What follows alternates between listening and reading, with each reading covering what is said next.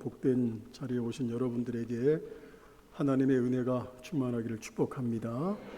오늘도 우리가 인사하실 때 집사님, 제가 주님의 마음으로 사랑하고 섬기겠습니다, 그렇게 인사하실 수 있기 바랍니다. 인사하세요. 네.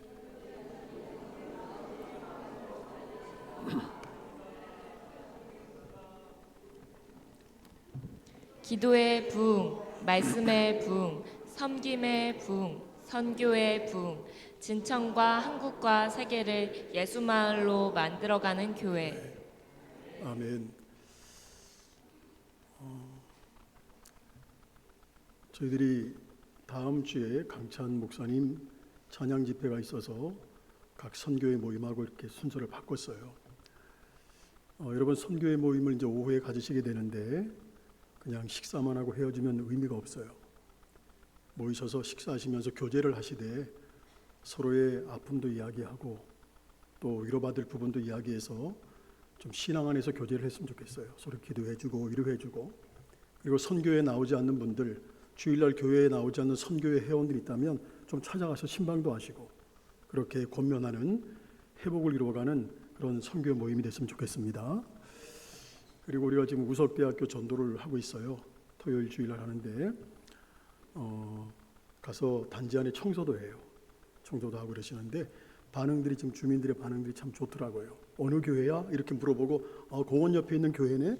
서로 이야기들도 하시고 그런 분들을 제가 들었어요. 여러분들 전도에 좀 많이 동참할 수 있기를 바랍니다. 할렐루야. 네. 독일의 어느 작은 마을에 피아니스트가 살았어요. 그는 피아노 독주회를 준비하고 이제 지방 신문에 딱 광고를 냈습니다. 당시에 유명한 음악가인 리스트의 제자라고 광고를 냈어요. 자기소개를 그렇게 했습니다. 물론 이건 거짓말이었어요. 이 사람은 리스트를 한 번도 본 적이 없어요. 그런데 공교롭게도 연주회가 있기 며칠 전에 그 리스트가 자기 마을에 오게 되었습니다. 큰일 난 거예요. 이제 거짓말이 탄로가 나면 음악가로서의 자신의 인생은 끝나버리는 겁니다. 아무리 후회를 해도 시간적으로 돌이킬 방법이 없어요. 별다른 방법이 없었어요. 그래서 리스트가 마을에 왔을 때 이 사람은 용기를 냈습니다. 용기를 내서 리스트를 찾아갔어요. 찾아가서 무릎을 꿇었습니다. 그리고 잘못을 빌었습니다. 선생님, 제가 선생님의 이름을 도용했습니다. 제가 아직 부족함이 많은 피아니스트임에도 그런 주제에 감히 선생님의 제자라고 제가 거짓말을 했습니다. 속였습니다.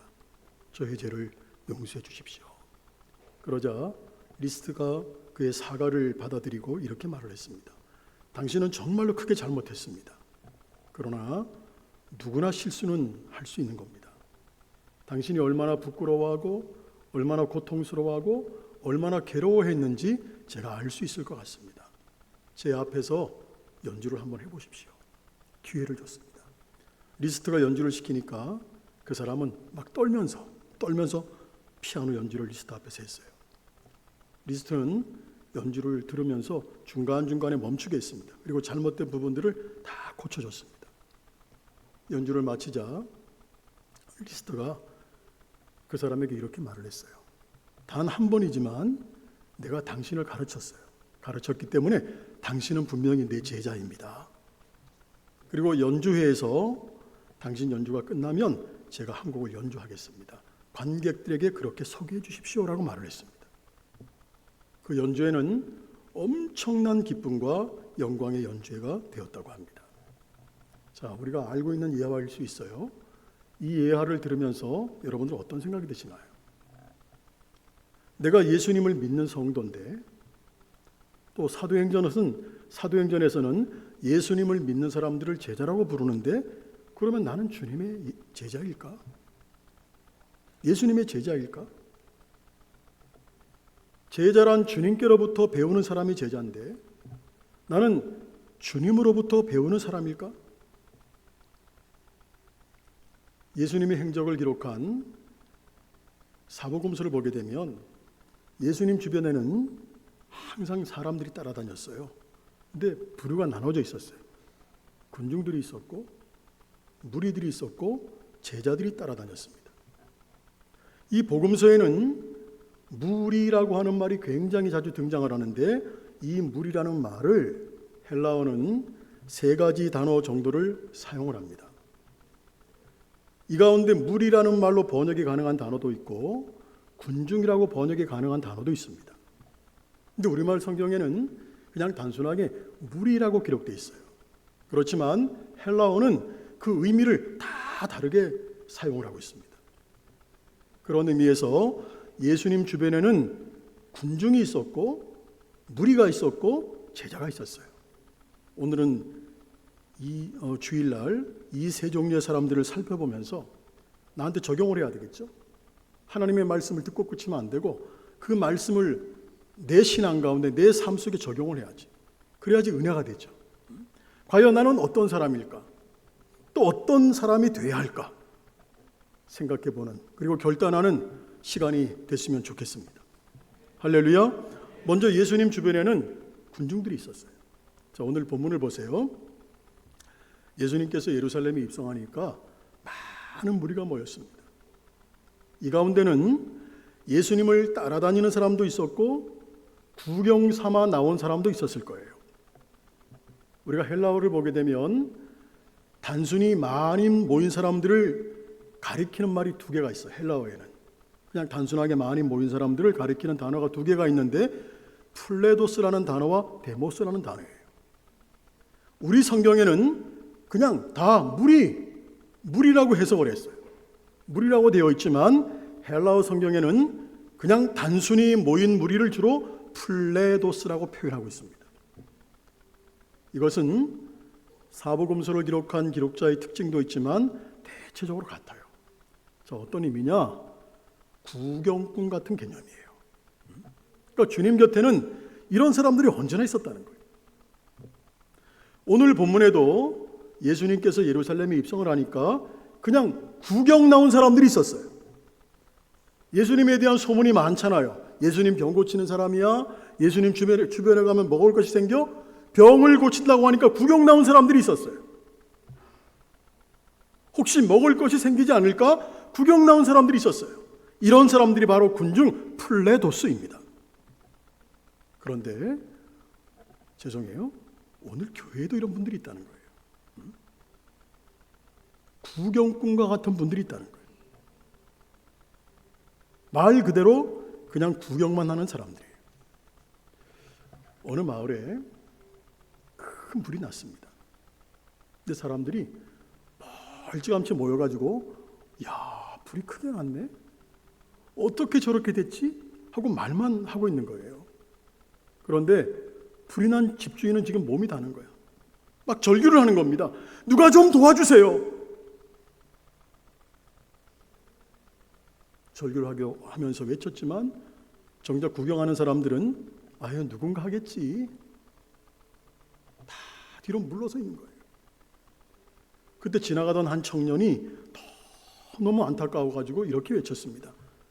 여기서 멀뚱멀뚱히 보고만 있는다고 불이 꺼집니까?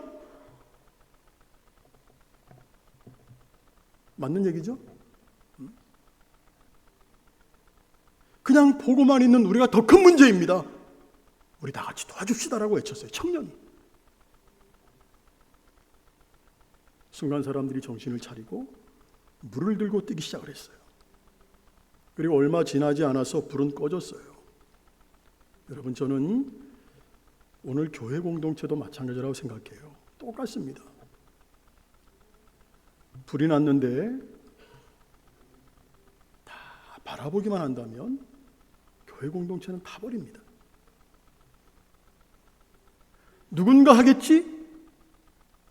이런 마음들이 교회를 침체하게 만듭니다. 여러분, 교회는 분명히 아십시오. 구경꾼의 손이 아니라 참여자의 손으로 교회는 세워져 가는 겁니다. 할렐루야. 그러나 우리가 조금은 희망을 가지는 것, 하나님은 준비된 사람들을 택하시는 것이 아니라 택하신 사람을 준비하신다는 거예요. 오늘 저와 여러분들은 세상 가운데서 주님께서 지명하여 부르신 사람들인 줄로 믿으시기를 축복합니다. 그렇다면 우리는 하나님께 쓰임받기 위해서 준비해야 된다는 거예요. 하지만 완벽할 수는 없어요. 그럴 때 하나님께서 부족한 우리를 준비시킵니다. 한 걸음 한 걸음 우리를 인도하신다는 거예요. 물론 준비가 많이 된 사람과 좀 더 부족한 사람이 있을 수 있어요. 우리가 잘 알고 있는 모세를 볼까요? 그는 정말로 준비된 사람이에요. 애굽 왕실의 학문을 배웠죠. 무술을 배웠죠. 전쟁에 대한 전략을 배웠죠. 문화를 배운 사람이에요. 그러나 그것으로 충분한 것이 아니었습니다. 하나님 보실 땐 부족했어요. 부족했던 모세를 하나님은 광야로 인도해서 40년 동안 준비시킨 후에 그를 사용하셨어요. 바울 역시 모세 못지않게 준비된 사람이었습니다.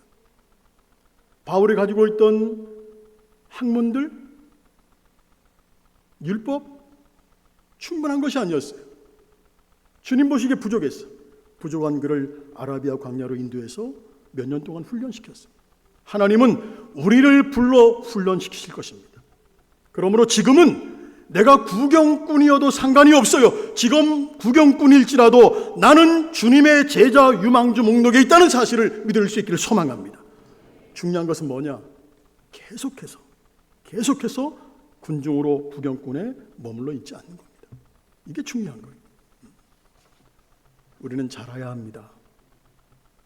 제자의 자리까지 자라가야 된다는 거예요. 디모데후서 3장 14절 15절 우리 보겠습니다. 그러나 너는 배우고 확신한 일에 거하라. 너는 내가 누구에게서 배운 것을 알며 또 어려서부터 성경을 알았나니 성경은 능히 너로 하여금 그리스도 예수 안에 있는 믿음으로 말미암아 구원에 이르는 지혜가 있게 하느니라. 성도 여러분, 이제부터라도 말씀을 배우십시오. 할렐루야. 대답들이 시원찮으세요. 말씀을 배우라는데. 혹시 뭐 주일날 나오실 때 이렇게 하고 나오는 분 안 계시죠? 예수님을 배우고 사랑을 배우고 섬김을 배우세요. 그래서 제자로 가는 첫 발을 내딛는 여러분 될 수 있기를 주님의 이름으로 소망합니다. 그리고 주님 곁에는 또 무리들이 있었어요. 오늘 본문을 보면 예수님을 구경하러 모인 무리들이 있었어요. 또 예수님을 따라온 무리들이 있었어요. 이 사람들은 자기 옷을 벗어가지고 주님께서 가시는 길에 깔아드렸습니다. 그리고 우리가 잘 아는 것처럼 호산나라고 외쳤습니다. 오늘 본문 8절 9절을 한번 보겠습니다.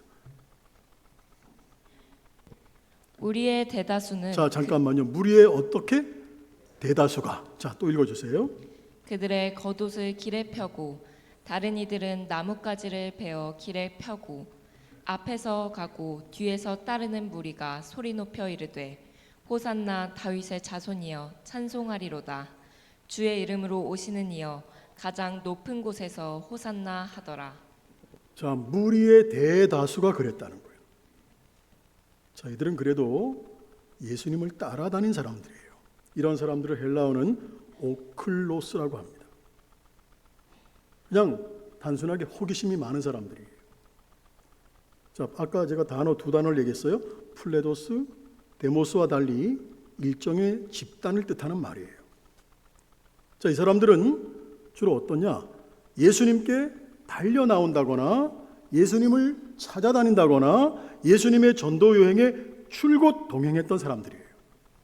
그러면 이 사람들이 왜 예수님을 따라다닐까? 여러분, 요한복음 6장에 어떤 사건 나오는지 아세요? 오병이어의 사건이에요. 어떤 사건인지 아시죠? 이 사람들 대부분은 요한복음 6장에 나오는 오병이어 사건처럼 표적을 봤어요. 떡을 먹었어요. 그래서 배부른 까닭에 예수님을 따라다니는 거예요. 그러니까 대부분의 경우에 이 사람들은 예수님을 물질적으로 아니면 일시적인 문제들을 해결해 주는 해결자로만 예수님을 이해하고 따라다녔어요. 여러분, 질문합니다.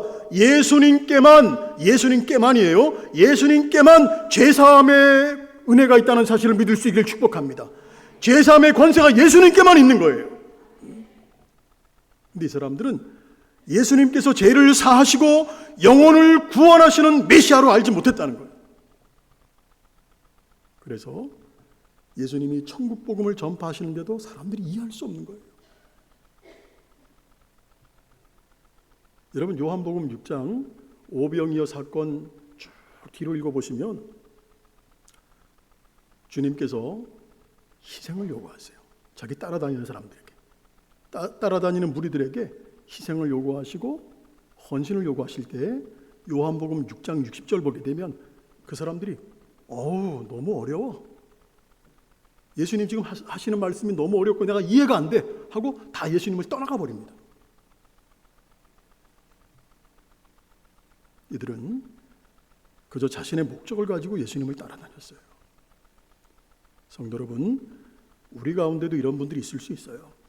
병고침을 받기 위해서, 아니면 물질의 복을 받기 위해서, 아니면 어떤 문제를 해결받기 위해서, 아니면 취미 삼아서, 아니면 사람들과 교제하기 위해서, 사귐을 갖기 위해서 교회에 나오는 분 있을 수 있습니다. 그러나 문제는 거기에만 머물러 있으면 안 된다는 거예요. 절대로 주님의 놀라운 은혜 자리까지 갈 수가 없습니다. 그렇게 하면 주님께서 말씀하신 비유로 말하면 돌밭이나 가시덤불과 같은 분들이에요. 주님의 진정한 은혜와는 거리가 멀다는 거예요. 여러분, 영국의 최고의 요리사로 불리던 사람이 있어요. 제이미 올리버라는 사람이에요. 이분이 이런 말을 했습니다. 내 삶의 절반은 일이고 나머지 반은 봉사입니다. 저도 돈 많이 벌어가지고 일찍 은퇴해서 편하게 살아가는 방법을 다 알고 있습니다. 그러나 나처럼 하나님의 은혜로 성공한 사람이면 누구나 사회에 무엇인가 돌려줘야 하는 거 아닙니까? 라고 했습니다. 참 멋있는 얘기죠. 그는 4살 때 아버지에게 요리를 배웠습니다. 그리고 그 이후로 오직 요리 한 길만 걸었습니다. 요리에 관련된 대학을 갔습니다. 졸업 후에 요리사로서 일을 했습니다. 그러다 어느 날 네이키프 셰프라는 TV 요리 프로그램을 맡게 되면서 대성공을 거두게 됩니다. 그리고 백만장자가 됩니다. 20대였습니다. 20대의 부와 명예를 다 얻었습니다. 이런 재미였지만 그는 그것을 다른 사람들을 위해서 사용하기 시작했습니다.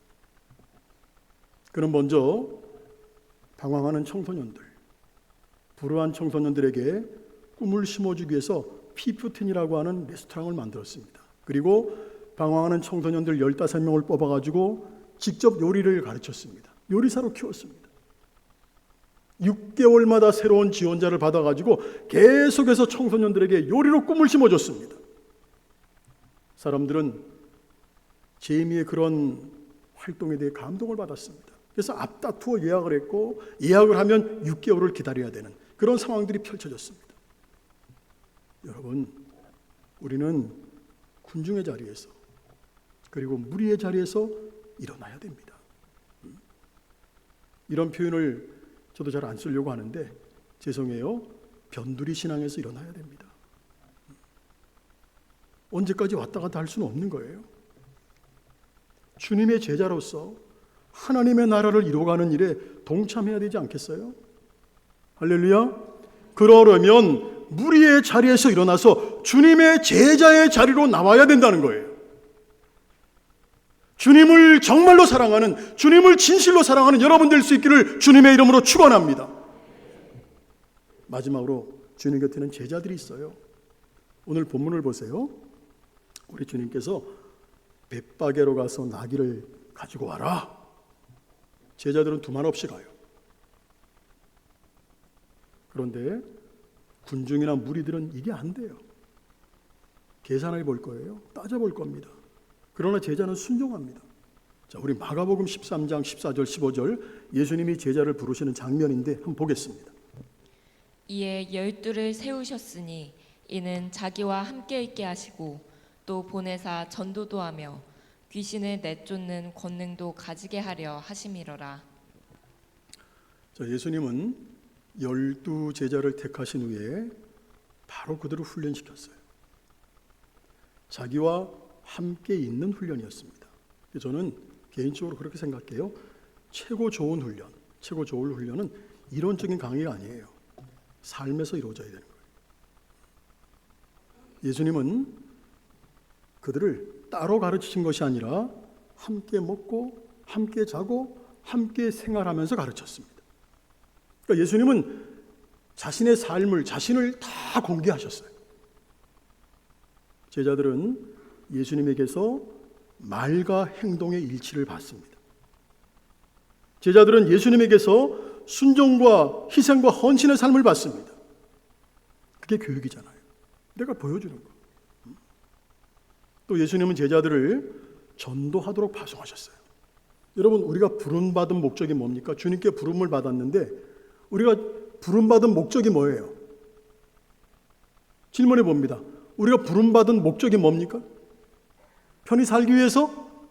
아니에요. 보냄을 받기 위해서입니다. 보냄을 받기 위해서. 오늘 저와 여러분들이 하나님께, 주님께 부름받은 목적은 보냄을 받기 위해서 부름받은 거예요. 할렐루야. 목회자나 선교사로 보냄받는 것이 아니라 내가 편한 자리에서 안일하게 살고 있는 자리에서 세상의 빛과 소금이 되는 자리로 보냄을 받은 거예요. 그러면 가야죠. 순종해야지. 그게 제자예요. 우리는 세상으로 가기 위해서 군인들이 논산훈련소에서 훈련을 받는 것처럼 훈련 받기 위해서 오늘 여기 모인 겁니다. 그러므로 교회는 두 가지 역할을 해요. 모이는 곳인 동시에 흩어지는 곳이에요. 이게 교회입니다. 한 가지 더 질문합니다. 제자와 교회의 최대의 사명이 뭡니까? 여러분, 우리 진천교회의 최대 사명이 뭡니까? 제자와 교회의 최대의 사명은 다른 거 없습니다. 예수 그리스도를 증거하는 겁니다. 할렐루야. 그게 최대의 사명이에요. 따라서 제자의 요건은 지식이나 권세나 재력이 아니라 영적인 권세입니다. 신앙입니다. 제자들은 예수님께로부터 이걸 배우기 위해서 부름받았고 제자로서 삶을 살았습니다. 이게 제자입니다. 아주 오래된 책인데 제자입니까? 라는 책을 쓴 아르헨티나 목사님이 계세요. 후안 카를로스 오르티즈라는 목사님이. 아마 이분 들어보신 분 계실 거예요. 이분이 이제 목사 안수를 받고 첫 목회지에 부임을 해갔어요. 첫 목회지. 근데 첫 목회지에 부임을 해갔는데 184명이 모이는 거예요. 여러분, 지금 신학생들한테 첫 목회지에 184명이 모이면 이건 엄청난 거예요. 그렇지 않습니까? 근데 첫 목회지에 184명이 있는 거예요. 그런데 2년 만에 600명이 되었습니다. 2년 만에. 3배가 늘어난 거예요. 다른 분들은 야, 우리 교회 부흥했네? 아유, 목사님 대단하시네요? 뭐 이렇게 얘기하고 그렇게 생각이 될 거예요. 근데 이분은 야, 이거 뭔가 잘못됐다. 잘못됐다는 걸 느낀 거예요. 그때 성령께서 이렇게 말씀하셨습니다. 너는 코카콜라 회사가 콜라를 파는 것과 똑같은 방식으로, 잡지사가 잡지를 파는 것과 똑같은 방법으로 복음을 전하고 있구나.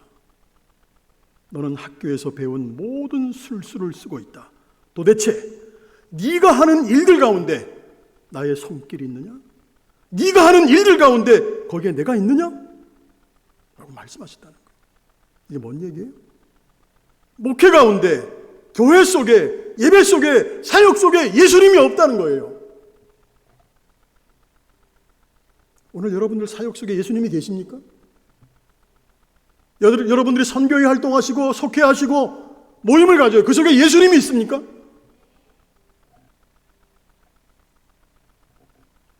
너 잘하고 있지 않아. 네 생각에 네가 교인 수를 200에서 600명으로 늘렸다고 해서 잘하고 있다고 생각하지? 그건 잘하는 것이 아니라 살쪄가는 거예요. 성령께서 말씀하셨다.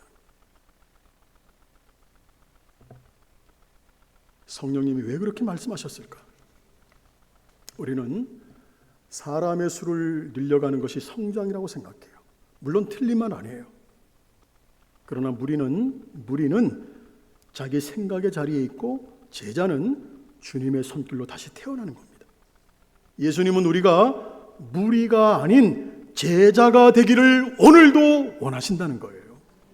할렐루야. 제자란 누굽니까? 예수님만 따르는 사람이 제자예요. 무리와 제자는 어떤 차이가 있습니까? 무리는 이익을 계산하지만 제자는 희생을 계산합니다. 추구하는 것이 달라요. 무리는 현실적인 이익에만 매달려요. 무엇을 얻을까? 무엇을 먹을까? 무슨 이익이 있을까만 생각해. 여러분, 길거리에서 공짜로 뭘 나눠주면 사람들이 몰려와요. 그걸 우리는 무리라고 얘기해요. 반면에 제자는 희생할 것을 계산합니다. 예수님을 따르면서 내가 뭘 버릴까? 이게 제자예요. 바울은 자신의 것들을 뭐처럼 여겼다 그랬어요? 배설물. 바울은 자신이 갖고 있었던 지식들, 학문들, 배경들, 이걸 다 배설물로 여겼다는 거예요. 그런데 지금 현대교인들은요, 바울이 배설물, 똥이잖아요, 똥. 바울이 배설물로 여긴 것을 지금 교인들은 잡으려고 노력하고 있다는 거예요.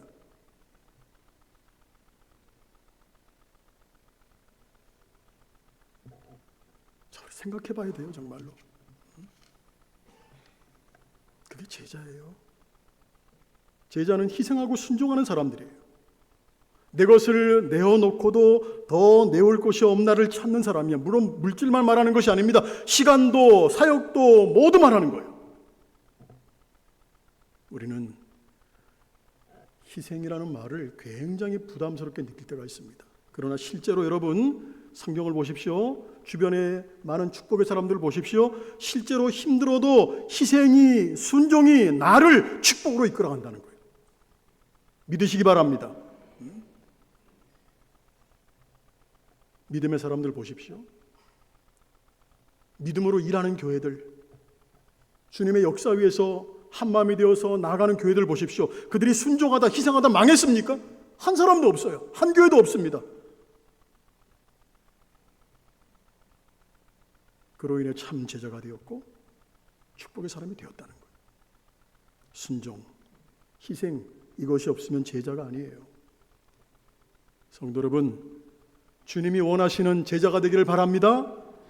군중과 무리에서 주님이 인정하시고 사랑하시는, 정말로 제가 너무너무 좋아하는 말이에요. 주님의 신실한 제자가 되기를 주님의 이름으로 축원합니다. 기도하겠습니다.